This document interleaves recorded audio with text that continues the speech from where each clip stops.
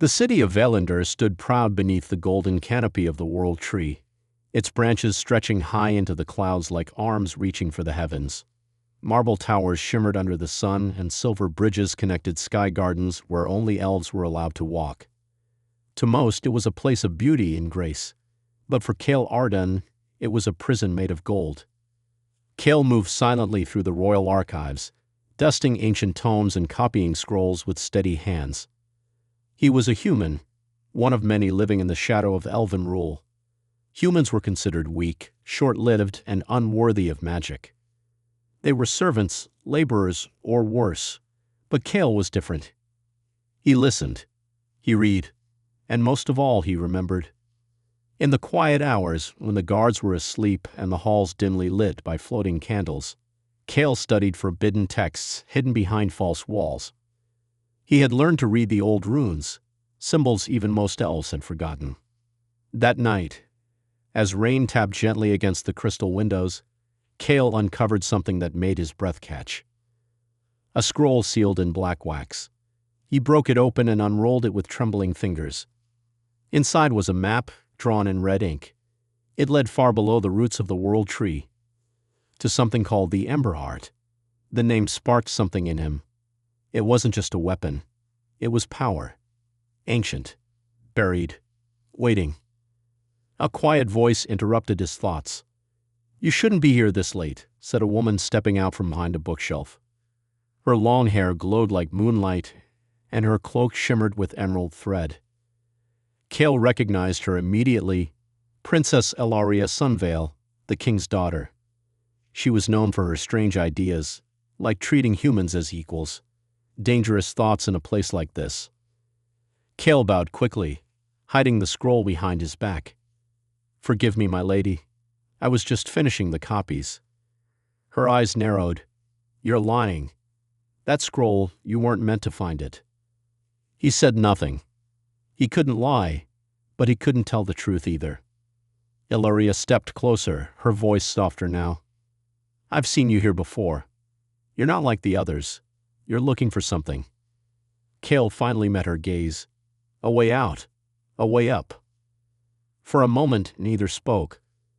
The rain outside grew louder, as if the skies themselves were listening. Elaria looked at the map, then at Cale. "The Emberheart," she whispered. "That's a legend, a myth, or a secret your people buried," Cale replied. Instead of calling the guards, she smiled faintly. "Then let's find it before they do." From that moment on, everything began to change, not just for Cale, not just for Elaria, but for all of Valandor. And deep below the roots of the world tree, something ancient stirred, something that remembered when humans once held the flame. The secret journey began under moonlight. Cale and Princess Elaria met in the forgotten garden behind the palace, where wild vines had overgrown the stone paths. It was a quiet place, long abandoned, where no guards watched. Elaria carried a small lantern, and Cale brought the scroll. Neither spoke much. Trust was still new between them. The map led them into the oldest part of the palace, deep underground, past crumbling stairs and locked iron doors. Elaria used her magic to break old seals, whispering ancient words passed down from her mother. Cale walked beside her, heart pounding with every step. They reached a cold chamber covered in roots, thick, gnarled tendrils from the world tree above. In the center stood a stone table. On it, symbols glowed faintly in red. Cale placed the scroll on the table. The runes lit up, brighter than before. "It's reacting," he whispered. "To me." Elaria watched in silence. That shouldn't be possible. Only elven blood.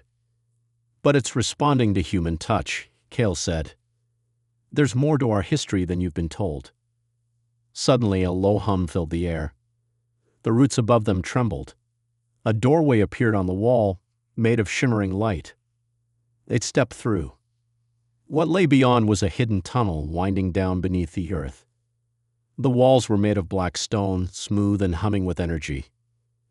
Elaria reached out and felt warmth pulsing beneath her fingers. "This isn't elven craft," she said. "This is older." Cale nodded. "This was built by humans, before we lost everything. As they walked deeper, the map glowed again, showing them the path ahead. Strange symbols appeared on the walls, whispering in forgotten tongues. Then Cale stopped. A voice, soft like wind through leaves, spoke in his mind. "Child of the ash, flame remembers you." He stumbled, rubbing his head. Elaria caught him. "What is it?" Cale's eyes were wide. "I heard something. It knows me." Elaria stared at him, troubled. "We need to be careful. Magic this old is not always kind." But the Ember Heart was close. They could feel it. And above them, in the silver towers of the palace, someone else had noticed the pulse of old power. High Seer Velthorin, Elaria's father, opened his eyes from a deep meditation. A frown crossed his face. "The roots have stirred," he muttered. "The past breathes again." And he would stop it, at any cost. The next morning, the palace was tense. Rumors of magic stirring beneath the roots had spread. Guards were doubled. Doors that had not been opened in centuries were sealed again. Cale returned to the archives pretending nothing had changed, but he could feel eyes on him. Whispers followed him down the halls. Elaria stayed hidden in her chambers, using her crystal mirror to send messages to old allies, other elves who believed in change. They were few, but loyal, and scared. Meanwhile, High Seer Velthorin gathered the Council of Elders. In the Hall of Stars, their glowing robes shone like fireflies under the dome of sky glass. "Something ancient has awakened," Velthorin said, his voice cold. "We must not allow it to fall into human hands." One elder raised a concern. "If your daughter is involved?" Velthorin's gaze silenced him. "Then she will be treated like any other traitor." The council agreed. The hunt was on. Back underground, Cale and Elaria reached a chamber filled with glowing roots. In the center stood a sealed stone door, covered in the same symbols from the scroll. "It's here," Cale whispered. "The Ember Heart is behind this." Elaria studied the symbols. "But the seal is strong. Breaking it could collapse the entire chamber."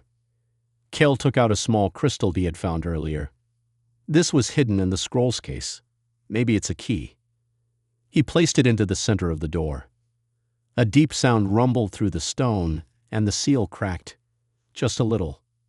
Enough to let light seep through. But the rumble didn't go unnoticed. In the archives above, a scout ran into the hall. "Seer Velthorin," a power pulse from the lower vaults. Velthorin's face turned to stone. "Send the silver cloaks. No survivors." Back below, Cale and Elaria knew time was running out. They couldn't open the seal completely without being caught. "We'll need help," Cale said. Elaria hesitated. "Help from who?" Cale looked up at the ceiling. "From my people." That night, Cale snuck into the human quarters, cramped stone rooms behind the kitchens.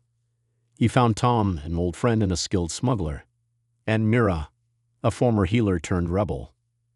"I need your help," Cale said. "I found something that can change everything. But they're coming for us." Tom raised an eyebrow. "You finally losing your mind?" Mira stepped forward. "No, I'll leave him." And just like that, the sparks of rebellion grew stronger. As the Silver Cloaks prepared their assault, Cale and Elaria gathered a team of humans and outcasts, ready to protect the last chance of freedom buried beneath the earth. The hunt had begun, but Cale no longer ran alone. The tunnel grew colder as they moved deeper into the earth. Cale led the group with the glowing map in one hand and a torch in the other. Behind him walked Elaria, her face calm but alert. Tom carried a sack of tools, while Mira whispered prayers for protection. Two other humans joined them, Norin, a quiet miner, and Leah, a young girl barely 16 but fast and clever. Their goal was clear: reach the Vault of Thorns, open the seal, and find the Ember Heart before the Elven guards did. The tunnel opened into a wide cavern. In its center stood a giant hollow tree trunk, black as night and pulsing softly with a red glow. Thick roots curled around the base like sleeping snakes. The air buzzed with quiet energy. "This is it," Elaria said, stepping forward. "The Vault of Thorns." Kale approached the base. Symbols carved into the bark matched those on the scroll. The crystal key glowed brighter in his hand. He placed it gently into a notch in the bark. The tree pulsed once, and the ground trembled. A circle of runes lit up around the trunk, and the roots slowly uncurled, revealing a spiral staircase leading down. "Everyone stay close," Kale warned. "This place wasn't made to welcome us." They descended carefully. The walls of the vault were smooth, unlike the rough tunnels above. Strange lights floated beside them, casting shifting shadows. Kale noticed drawings etched into the stone, humans in robes, holding flames, standing beside giant beasts. "No elves. Your people ruled once," Ilaria whispered, "before my kind rose." Kale nodded. "But they were erased, made into servants." They reached a stone chamber shaped like a star. In the center floated a crystal sphere, glowing from within. Around it, sharp thorn-like pillars stood tall, humming with silent warnings. "That's it," Kale said. "The Emberheart." He stepped forward, but the ground shook. A blast of wind pushed them back as the thorns moved, forming a living wall between Kale and the crystal. Ilaria raised her hand. "It's a test. Only the worthy may pass." Kale looked at her. "Then let me try." He walked toward the thorns. As he did, voices echoed in his mind, whispers of forgotten kings, screams of battles lost, the cries of broken people. His knees buckled, but he kept going. He reached the center, raised his hand, and touched the Emberheart. It flared. Light filled the chamber. Kale cried out, not in pain, but in memory. His mind filled with images, humans building cities, shaping fire with song, standing proud. When the light faded, Kale stood tall. The thorns were gone. The Emberheart floated in his hands, pulsing warmly. Behind him, the others stared in awe. "You did it," Ilaria whispered. But their moment of peace did not last. From the upper tunnels they heard the distant clatter of armored boots. The silver cloaks were coming. Kale turned, holding the Emberheart close. "We run," he said, "and we fight together." And for the first time, humans held the power the elves once feared. The flames of rebellion had begun to spread. News of Kale awakening the Emberheart moved faster than any messenger. In the human quarters of Valandor, whispers turned into cheers. Hope returned to eyes that had known only fear. For the first time in generations, humans believed they could rise. But the Elven Council was not blind. High Seer Velthorin stood at the top of the moonspire, watching the horizon through a crystal lens. He had felt the Emberheart awaken. The ancient energy had shaken the very roots of the world tree. His face was calm, but his voice was sharp when he turned to his guards. "Send the full force. The rebels have touched fire that was never meant for them. Burn it from their hands." Across the kingdom, silver cloaks, elite elven warriors, marched toward the tunnels, their armor shining like moonlight, their orders clear: capture Kale alive and destroy anyone with him. Meanwhile, in the hidden forest outside the capital, Kale, Ilaria, and their small group planned their next move. The Emberheart hovered gently between Kale's hands, glowing softly like a heartbeat. It gave him strength, but also strange dreams, visions of ancient cities, voices calling his name, and fire that did not burn. "We can't just run forever," Tom said, pacing the camp. "They'll find us eventually." "They already have," Mira added, pointing to the sky where dark smoke rose in the distance. "They've started clearing the lower villages. Anyone who helps us is punished." Kale looked down at the Emberheart. "Then we fight. Not just to save ourselves, but to give everyone else a reason to fight too." Ilaria stepped beside him. "If we can cut off the elves' root lines, the magic veins that power their towers, we can weaken their shields. The Emberheart can help us." "How?" Leah asked, holding a small blade. "Can that thing break their magic?" Kale nodded. "It doesn't just break it. It rewrites it. The Emberheart is a bridge between what was and what can be." That night, under the cover of clouds, the rebels moved. They used old mining paths and dry river beds to reach the nearest vein chamber, a glowing underground stream of raw magical energy that fed the elven palace above. Kale placed his hand over the stream and whispered. The ember heart pulsed. The magic vein shivered, then shattered. All over the capital, towers dimmed, shields flickered. Confused guards looked up as power failed. The elves were no longer untouchable. But Dultharin was watching. In his private hall, he touched the side of a mirror and saw Kale's face. You may hold fire, he muttered, but I hold the wind, the earth, and the stars. He summoned a storm. Lightning cracked over the skies. The earth quaked. Kale fell to one knee, blood at the corner of his mouth. But he stood again. We keep going, he said. This is just the beginning. And deep within him, the ember heart answered, not with words, but with fire. The capital city of Valinor, once shining with magic and pride, now trembled under storm clouds. After Kale shattered the first magic vein, chaos followed. The tall silver towers dimmed. Floating lights fell from the sky like dying stars. Elven citizens whispered in fear, locking doors and hiding their children. For the first time in centuries, the elves looked uncertain. In a quiet alley near the outer wall, Kale stood with Mira, Tom, and Leah, watching the panic from a safe distance. The ember heart glowed under Kale's cloak, its warmth steady even as the world around them shook. We've broken one root, Kale said. 3 more remain. Once they're gone, the city will fall. But so will its people, Mira warned. Not just the rulers, innocent ones too. Kale nodded slowly. We'll save who we can, but we have to stop the crown.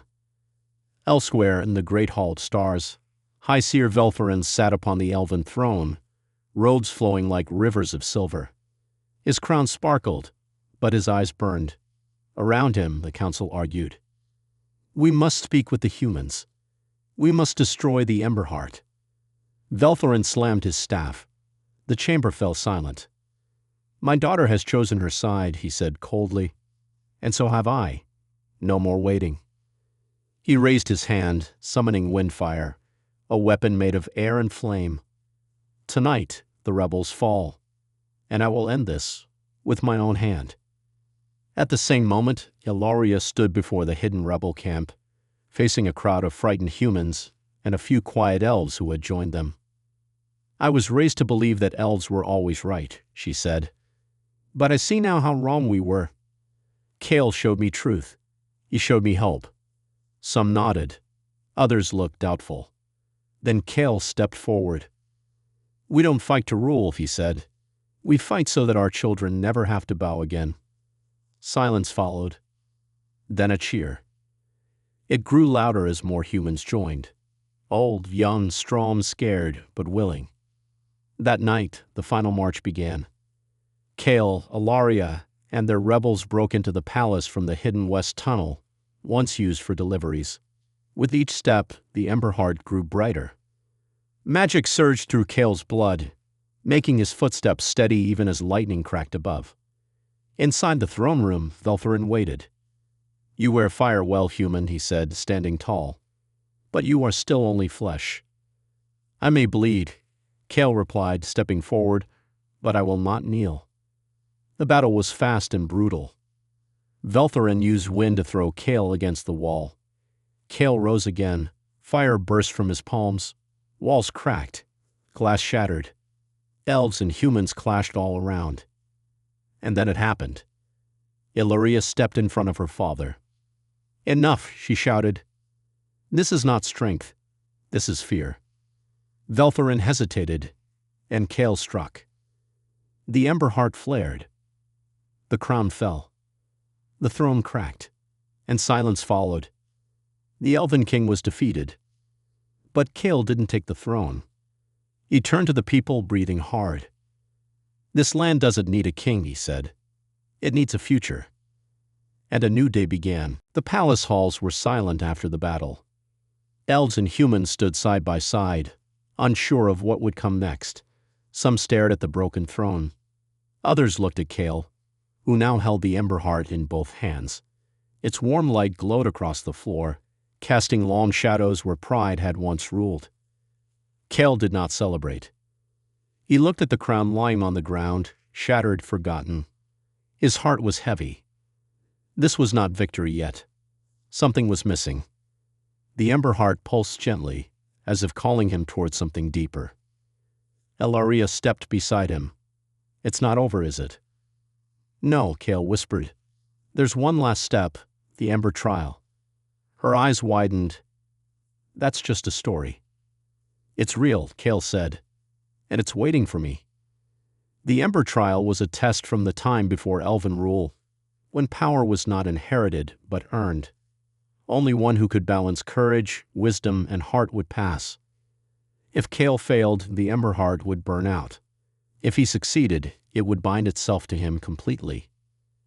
Kale followed the ember heart's light down into the deepest part of the palace, far below the roots, beneath the stone, into a place where time itself felt slower. Elaria followed, though Kale warned her the trial would be his alone. At last, they reached a quiet chamber lit by a soft golden glow. No guards, no danger, just a large circular mirror set into the floor. The light from the ember heart touched the mirror, and the surface rippled like water. Kale took a breath, then stepped inside. Inside the trial, the world shifted.